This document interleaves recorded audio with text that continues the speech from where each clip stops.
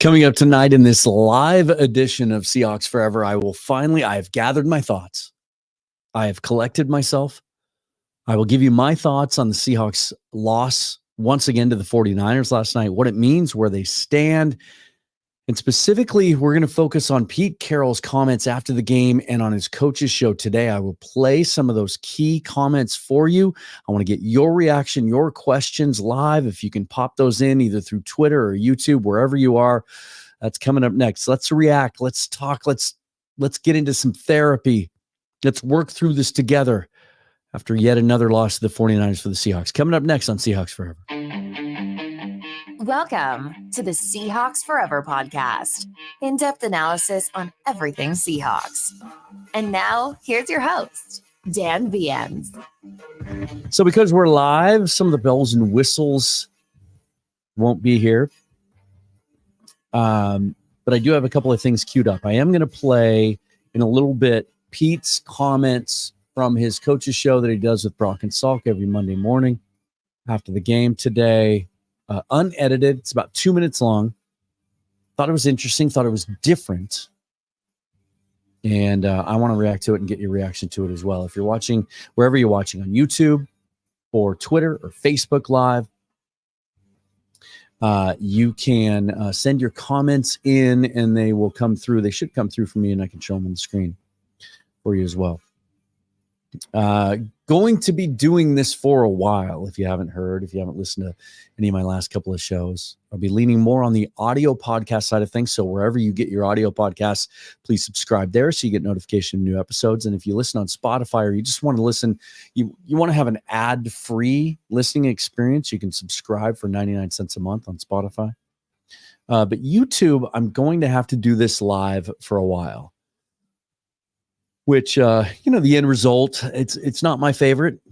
I like to do the post-processing, add some graphics for you, make things look nice and neat and clean. It's a little sexier putting those things together. But I am without working internet at the moment. I am using hotspot, and that works for live, but not for uploading videos. Not in due time anyway. By the time, in the time it takes me to upload a 30-minute video using my phone as a hotspot, whatever I talk about in that video will be old news and obsolete. So Seahawks with yet another loss to the 49ers. This is how it looks now. 5 straight losses to San Francisco. A combined score of 148-72. None of those games have been closer than 8 points. And they haven't beat the 49ers since Russell Wilson left. I just throw that out there. I don't know how much it means or doesn't mean. I think his record against the Seahawks was, they showed it on the screen, I think it was 13-7, I believe.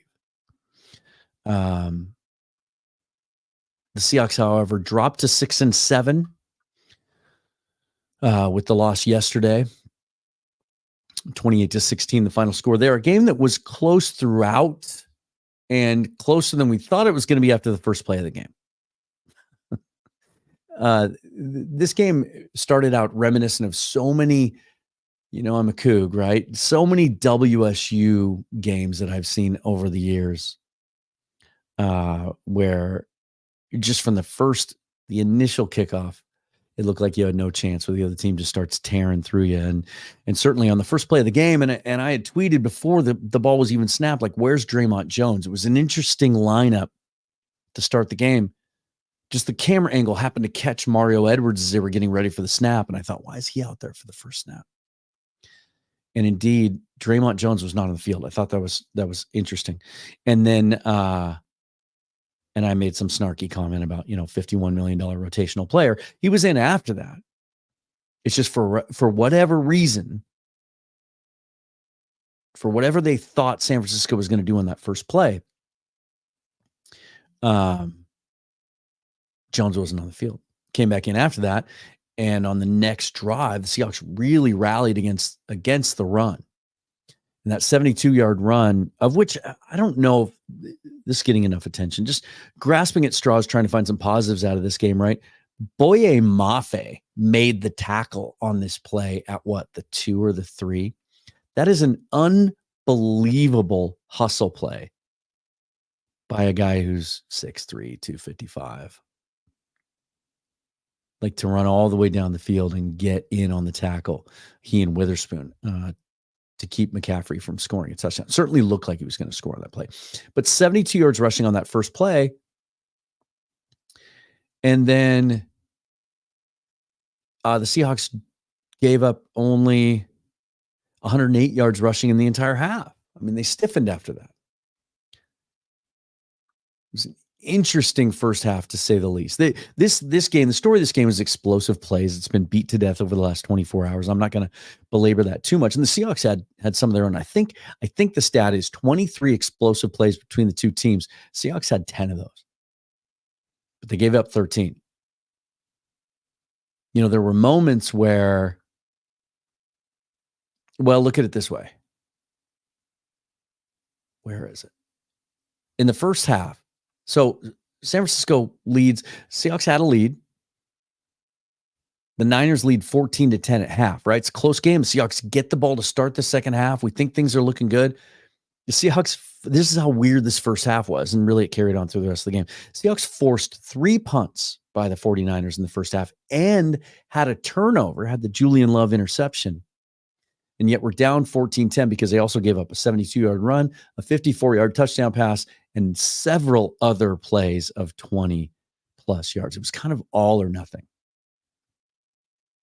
Seahawks end up averaging for the game 5.9 yards per play, which for them is really good, especially considered that they started their backup quarterback. Of course, we're going to talk about that tonight. But the 49ers end up averaging 9.9 yards per play. If you are watching through YouTube, I believe you can comment and it will come through on my screen. Nothing has yet. Again, this is a whole new setup for me in a new setting.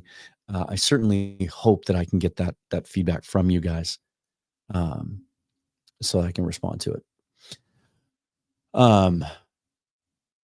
But the reason that I wanted to wait until tonight to do this show and is, you know, I found myself, you know, going into this game, if you watched last week, I certainly didn't have unrealistic expectations. The 49ers have proven over the last couple of weeks, since their bye, actually, how they lost 3 games in a row going into the bye. Even with Trent Williams injured and a couple other things, I don't know how that happened. Maybe they're just setting us up. But since the bye, they have far and away been the best team in the NFL, without question. They're just rolling teams, and they're clicking on all cylinders, and if they stay healthy, they have to be the Super Bowl favorite, and they showed that yesterday. But even then, I found myself in the second half of this game, I just felt that tightness in my chest. I was upset. I was pissed. And it took me a minute to kind of wrap my head around why that is, given that going into this game, what did I say on my previous show last week? If you listen to the audio only version of that, it was just show me something, right? Going up against the best team in the NFL, show me something that leads me to believe you can put a run together over these last 4 games that, regardless of whether you get into the playoffs or not, that you give us some hope that things are headed in the right direction, that things are starting to gel. You give some sort of positivity going in the offseason. And yet they did some of that. They competed with this team. And it still ended up in a way that pissed me off, because I think it served as a really clear piece of evidence of kind of what we've been talking about for the last 8 weeks, really, with this team, and really the entire season. That the sum of the parts doesn't equal how quality we think those parts are. And I talked about it for the first time 2 weeks ago after the last San Francisco game, that my opinion has changed, that I think it's time for some big changes in this organization and specifically the coaching staff. That as much as I love what Pete Carroll has done, that I feel it's very, very similar and comparable to the end of the Mike Holmgren era, that the league's different now. It changes like it always does. It seems about every 10 years it evolves to a point that it passes some people by. And I think we're in that category now. That the NFL isn't so much, and I get a lot of this feedback from other people that I really respect as analysts, some of whom I've had on the show, that aren't overreactionary, that are reasoned and very calculated in their thoughts, able to articulate those, that the NFL isn't so much about X's and O's and schemes now. That there was a huge advancement in that area over the last 10, 15 years. But the league now is flooded with geniuses, essentially. It's not so much about the X's and O's. Everybody, for the most part, knows what everyone else is doing. And there's only so much deception that's possible now when you line up and go against teams. It's about players. John Clayton, the late, great John Clayton, used to always say that the NFL was a talent acquisition league, that the best talent won. I don't believe that that's true anymore. I think it's the coaching staffs that get the most out of their talent that win. And I don't think that's happening right now, and I don't think it's been happening for a while. I think when you look at this roster, I can make the argument this team should win 10 games, should have won 10 games by now.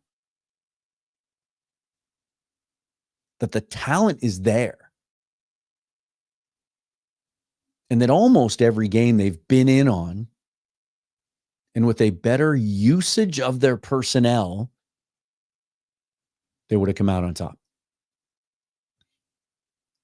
Some of it's execution, some of it's a play here or there. That's the nature of football. But by and large, and here's the example I'm going to give you to illustrate my thoughts on this. My good friend Jake Ellenbogen, who covers the Rams, I've had him on the show twice leading up to both Rams games. And a lot of you have had some very, very strong thoughts about how confident he was that the Rams were a better team than the Seahawks this year. And you gave him a lot of grief for that, especially before week one. How are you feeling about that now? And I think contrasting and comparing the Seahawks and the Rams are the best example of how I feel about this team now, where it's headed and where it needs to go. Do any of you believe that the Rams have a better roster than the Seahawks do right now? Overall, I'm talking balance. I'm talking depth at each position. The Rams have better stars. They have arguably 3, maybe 4 top 5 players at their position, right? Aaron Donald, one of the most dominant defensive players in the league. Matt Stafford, a potential future Hall of Famer, a really high-level elite quarterback when he's healthy. Cooper Kupp, when he's healthy. Again, one of the best receivers in football.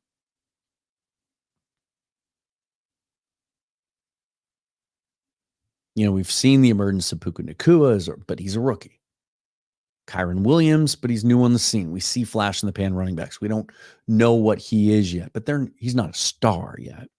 But that's kind of it, right? And then going into the season, especially on defense, we thought it's Aaron Donald and 10 replacement level players. It's Matt Stafford, Cooper Kupp, and then a bunch of unknowns. A solid, good, not great offensive line. Like, if you look at the roster from top to bottom that the Rams have compared to the Seahawks, I think most general managers in the NFL would choose the Seahawks roster. maybe not general managers, coaching staff. But Sean McVay and that staff have figured out how to get the most out of that roster. And it's still sometimes those stars that are beating you week in and week out, even though that's where you have to game plan for when you face them. It's because they're so good at using their personnel, knowing strengths and weaknesses, what to play to, what to stay away from. And I think that's what plagues the Seahawks. Game in and game out. What do we talk about? Missed opportunities.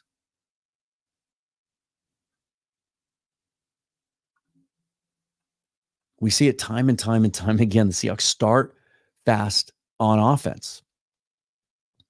I saw a stat today. Let me look it up here because I know I bookmarked it. Forgive me for not having this ready in advance.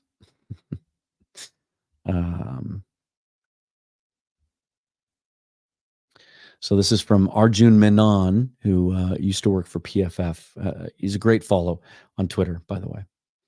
Highest points per drive on the first drive of the game in this.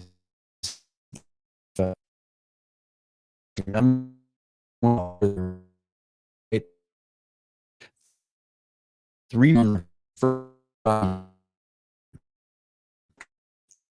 0.5 points per just the game. Your Seattle Seahawks. And then what happens? It's a Shane Waldron problem on offense. We saw it yesterday. Seahawks had 128 yards in the first half. Drew Lock, marched down the field. Absolutely beautiful throw to DK Metcalf for the touchdown. Zach Charbonnet early in the game, 7 rushes for 47 yards. That's an average of 6.7. He finishes with 9 carries for 44 yards. We see this all the time. And it's not like Ken Walker. You might think in your head, well, that's because Walker kind of took over in the second half. No, you're just thinking about the 28-yard play that he had where he reversed field and did that Ken Walker thing. And that was a screen pass. That was a catch. Ken Walker was 4 carries for 2 yards in the first half, 8 for 21 overall in the game. Zach Charbonnet, they found something on that one drive in the second quarter with Charbonnet. He goes 7 for 47 in the first half, 9 for 44 for the game. There's something about Waldron's ability to script, and then when they go off script, it's a mixed bag. There are some examples. There are some games where the offense came out and played well in the second half. But more often than not, they don't. And the adjustments aren't there. We just don't see the adjustments. We saw the one drive in the third quarter yesterday where the Seahawks got the tight ends involved. The big play to Noah Fant and then the big touchdown to Colby Parkinson. Where the hell has that been? And then we don't see it at all. Early in the game, they're clearly targeting DK Metcalf, especially when Charvarius Ward went out injured. They throw over there a number of times. It obviously results in 2 big completions, one being the touchdown, and then he doesn't get another target until the fourth quarter. And then on defense, this is where we need to head to what the coach had to say today. Defense has just been, I pointed out on a recent show, it's been bad for 5 years. And we keep talking about, well, maybe it's personnel. So they flush the entire defensive line unit out and bring a new one in. And it's not better. They go out at the deadline and trade for Leonard Williams, and it's not better. Jamal Adams is going to make it better. It's making it worse. Bringing Bobby Wagner back is going to improve it. It's not improved. It's not better. I think we can all agree the players that take the field for the Seahawks each week now on defense are more talented than the group that's been on defense for the last few years. And yet the results aren't different. It's coaching, right? I'm going to play this for you now. This is Pete today on his radio show that he does with Brock and Salk on Seattle Sports 710 every Monday or following the game. I'm going to play this unedited. It's about 3 minutes, and it's some hard questioning from Mike Salk. And you may have seen some of these comments in print, but I think they play differently sometimes when you watch it in video. Sometimes they sound harsher in print than you watch the video, and you think, it's not that big deal, right? This is what Pete had to say today when he was asked about what went wrong, specifically on defense, and how can they fix it. The big plays for them, the 70-yard run sets up a score. The 50-yard 3rd and 13 or whatever that was a total blunder. It was an easy play for us to make, a play that we practice all the time, and they got us for a touchdown play. And then we get fooled by Kittle again and a little play pass for another touchdown. There's 3 big plays that change the football game. That's 21, and there are 21 points come out of that, in a 28-point game. So, I mean, I'm looking at this like I thought we played these guys close. I don't think we played well. I thought we played okay, but we played these guys close to have a chance to win the football game, but we just gave them some opportunities. And it's really frustrating. It's really, because those are all things that we practice. There's all things that we see, and then when the moment came for the guy that had the chance, we didn't execute well, and then so really disappointed in that. So from a fan perspective, why is that? How does that happen? What leads to that? I would go back to the week in prep, that when the moment came for those opportunities that we practiced, we didn't hit it seriously enough to make the impression that I got to make this play. It's Debo coming across on a deep cross right to Jamal. That's something that we've seen and we work on. It's a regular concept, and that never should happen, particularly in 3rd and 13 or 3rd and 11, whatever it was. And then the other one is on the right side when Kittle gets behind us on that. We saw that happen last year, and we corrected all of that through our training and our discipline of our footwork in our deep third play by the corner, and he didn't do it right. He got caught in the play fake. He's not supposed to be part of the play fake. And so we give them a touchdown, and they execute it. They throw it and catch it. I give them all the credit, but that should never even have been a decision to throw. He should never even throw that ball. So that's what's frustrating, because we're that close. So the guys got to do it right in the moment. You got to do it right in the moment. We got to practice cleaner, better for Jamal. We got to make sure that he's getting his reps in practice, that he can execute and get the timing.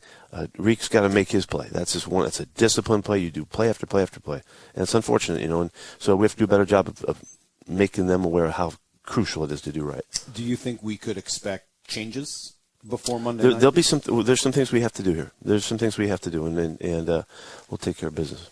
What does when you say that? I'm not talking to you about it.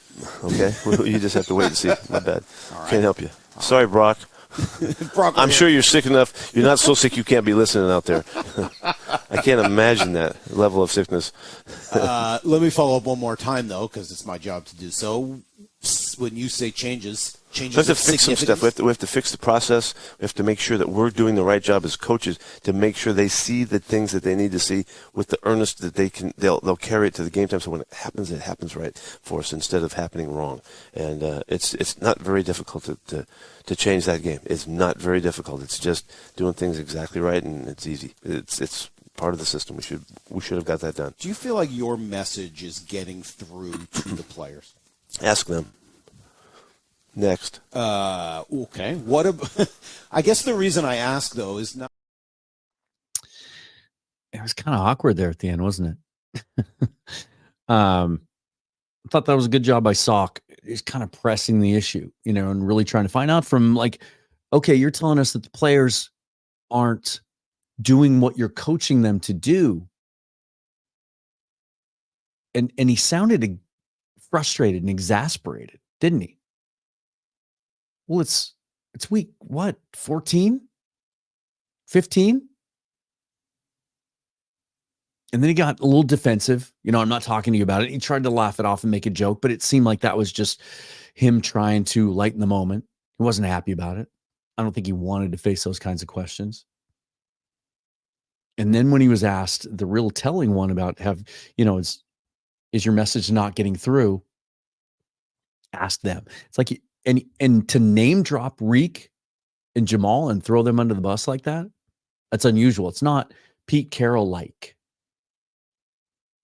And it brings up a bunch of questions. Well, you gave up a ton to get Jamal Adams in draft capital and then a huge extension, and you stick with him through the injuries. And now he's not producing, and you're flat out telling us that on that play, the long touchdown to Debo, that he got caught flat-footed and he should have known better. Well, if you're not getting through to him and you're paying that much money to him, why is he on the field? And if Reek Woolen, who was so good as a rookie a year ago and is really not played well this year, he also had a couple of egregious, embarrassingly bad missed tackles where he just whiffed on guys in this game. And should he be on the field? I know Trey Brown is hurt, but Michael Jackson was available. And then Witherspoon got hurt early in this game and Jackson had to come in, but that's not the point. Always compete, right? Win forever. If you're telling us the right guys on the field or aren't on the field, then put other guys on the field. And if the guys on the field aren't doing what you're coaching them to do, then where's the disconnect? Because ultimately that's on you. You've changed defensive coordinators 3 times in the last 7 or 8 years. You've changed offensive coordinators 3 times in the last 7 or 8 years. And here we are. Since 2017, I had to be reminded of this. In 2017, Sean McVay and Kyle Shanahan were both hired. Since then, the Rams are 73-48. The 49ers are 68-52. And the Seahawks are 65-51. The Cardinals are way back. So the Seahawks are the 3rd winningest team in the division in the last 6 years since those two guys were hired. And that's through the Rams going through the Super Bowl hangover and all the injury issues they had, not being happy with Jared Goff, with Matthew Stafford getting hurt. The 49ers, through a large part of that, really struggling to find a quarterback that was effective for them. They trade for Jimmy Garoppolo. He gets hurt all the time. They trade up in the draft for Trey Lance. That doesn't work out. And yet they're still better than us over that stretch. Those are two coaches that I believe get more out of the players they have on hand than our current staff. And what makes it so frustrating is this is a talented roster. And it's one that I believe this roster should have at least 9 wins. And they don't. And for the first time since Pete Carroll's been here, my confidence level that it's going to change is not very high. It's not very high. And now they go into this last 4-game stretch. And my question to you is, what do you want to see? Because at this point, if the season ended today, the Seahawks would have the 13th pick in the draft. They play the Eagles coming up a week from tonight on Monday Night Football. And this is an Eagles team that's reeling a little bit right now. There might be an opportunity there. The Seahawks, I'm not saying this is hopeless. If the Seahawks can get their stuff together and put a complete game together at home Monday Night Football, that environment, who knows? Because Philly fans right now are freaking out. In the last 2 weeks, they've played the 2 other best teams in the NFC. Dallas and San Francisco have gotten blown out. Jalen Hurts played one of his 2 worst games of the year this weekend. The Eagles turned the ball over at key moments. Their defense is in the bottom third of the league in DVOA, despite all that talent. They've got their backs against the wall. Seahawks are going to be playing a hungry and desperate Eagles team on Monday night. Which I'm really looking forward to. A lot of times when both teams are hungry and desperate, it turns into really, really good football. But we went into this 4-game stretch, 2 against the Niners, then the Cowboys and the Eagles, thinking if they could just somehow win 1. But they lost the one against the Rams in LA going into this stretch, and that changed the entire season. We talked about it at the moment, but we didn't think it would look this bad 3 weeks later, did we? What do you want as a fan? Do you want to see them go on a run and get into the playoffs? Even if they lose against the Eagles, they can still do that. That's how bad the middle of the NFC is this year. Do you want that? Or are you kind of pulling for chaos? I can't believe I'm going to say this to you, but I'm kind of leaning towards chaos at this point. I've been saying for a month now, the way things line up next year, it would be malpractice to not take a quarterback in the first round. And now that pick just keeps getting higher and higher. 13th right now, it could be a top 10 pick. With 5, potentially 6 first-round quarterbacks that the consensus among the scouting community seems to be are franchise guys. Don't you want to be higher than that? Does it do any good to squeak into the playoffs with 8 or 9 wins if you're just going to get knocked out in the first round and it costs you 10 spots in the draft? And if there is going to be change, if you're one of those who thinks that change is necessary, and I believe that number is growing, it's certainly more vocal now than it has been, then are you kind of secretly pulling for the Seahawks to not finish strong? Right? Sometimes there is a silver lining to struggles. Pete was even asked this today. It's a little bit of a silver lining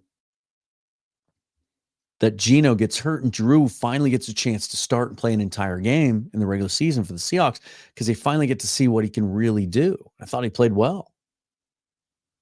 I think most people thought he played well. 22 out of 31, 269 yards, 8.7 yards per attempt, a 92 rating. That rating dropped from 116.5 in the first half, largely due to the 2 interceptions. But the one interception, the ball was hit coming out of his hand. Then the other one, he throws up a 50-50 go ball that was just a bad decision and a bad throw. But I thought he played well. You could certainly see the things that are enticing about Drew Lock. For those of you who just wanted to dismiss him or brush him off, he sucks because he sucked for 2 years in Denver or whatever. You just don't pay attention and you just haven't really watched. This kid, we saw it yesterday, he's so easy the way he releases the football. He just kind of flicks his wrist, It's a quick release. It's a lot of arm strength. We saw some really cool. That throw to DK Metcalf was as good a throw as you're going to see a quarterback make. So I thought that was impressive. Did I see enough that I think he should be the starter going forward? Hell no. Geno's more experience, gives you the better chance to win right now. And, oh, by the way, had been playing some of the best football he'd played ever leading up to the injury. He was outstanding in the Dallas game, and that was kind of a culmination of like 2.5 games of seeing some things click with him. His processing was getting quicker. His decisions were getting more pronounced, and he was playing really well. But I think Drew played well enough that 2 things. I don't know that you can make an argument that Geno might have given us a better chance to win yesterday. I don't know. Geno has played better than I think the general consensus is that he has played against the Niners in the last year and a half. But would he have done better than 22 out of 31 for 269? I don't know. But I think it's the fact that Drew played pretty well points out even more so some of the shortcomings that Shane Waldron has as the organizer of this offense. Because I think there were other missed opportunities. There were some things that got away from the running game again, didn't use the tight ends enough, didn't spread the ball around enough, didn't keep going back to DK after some success in the first quarter. In a way, it almost pointed out Waldron's shortcomings even more because you can't just blame it on one quarterback or the other. You have 2 talented quarterbacks. You should be able to win with each one. It's good to know, but where's the ceiling? And that's my thing with this coaching staff. The floor's high. I think as long as Pete Carroll wants to stick around, I think as a Seahawks fan, you're maybe never again going to have to face a losing season. You're going to win 8, 9 games every year. But can you win 13? 14 in the modern NFL with this coaching staff? I don't think so. Before I go, I just want to give you my thoughts on DK because that's a big point of contention as well.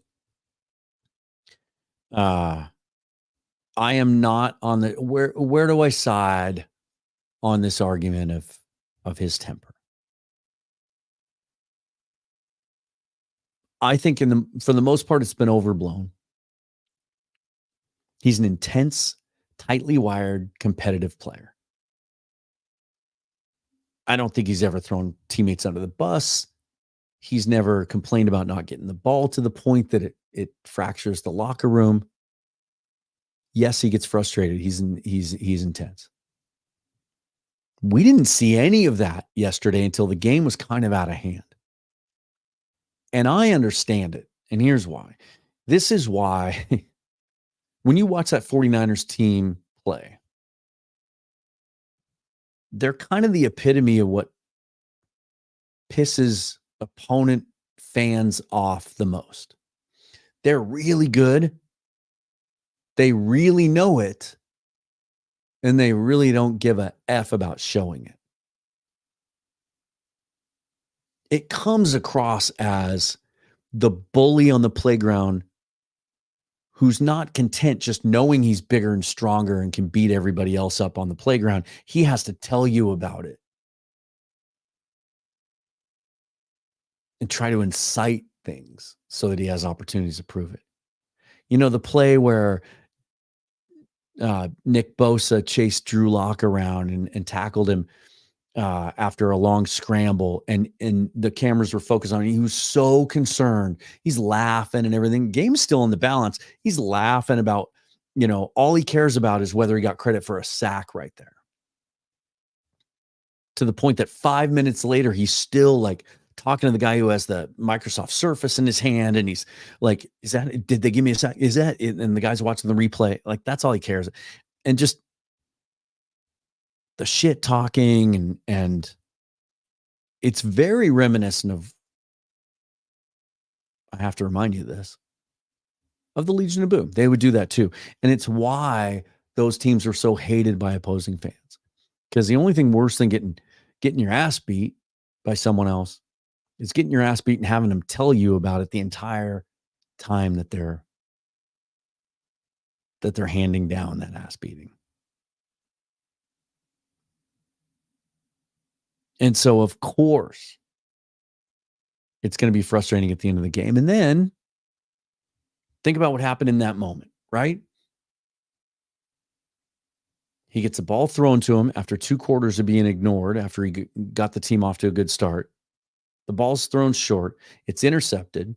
He tries to make a physical tackle. Looks like a suplex. Probably was going to draw a flag no matter what, but I don't think it was an egregious play.